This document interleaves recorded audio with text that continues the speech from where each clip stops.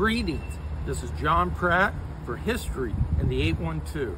It's a beautiful fall day here in Brookville, Indiana, the county seat for Franklin County.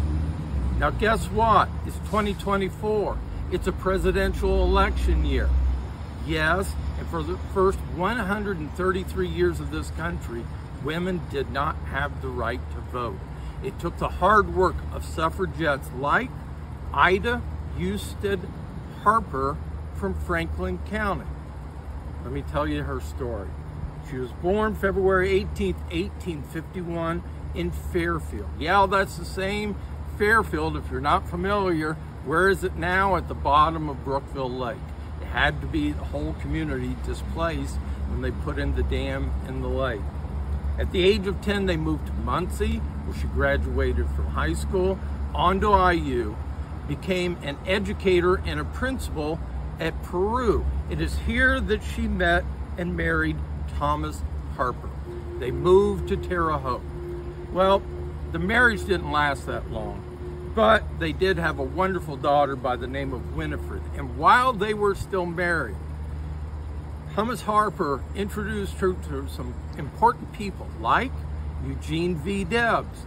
And Eugene V. Debs would introduce Ida to one Susan B. Anthony, and they would become lifelong best friends. Ida was a journalist, longtime columnist for Terre Haute. When Winifred, her daughter, went to school in Indianapolis, she moved to Indianapolis. There she wrote for the Indianapolis News.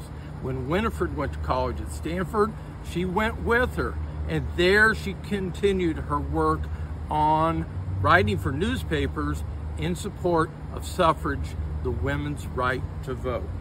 Now, she became such good friends with Susan B. Anthony and so involved with the National Women's Suffrage Association, she would become in charge of their national publicity. Susan B. Anthony asked her to write her biography, and he lived in her own house. It's a 3-volume set, and the two of them combined wrote the history of women's suffrage.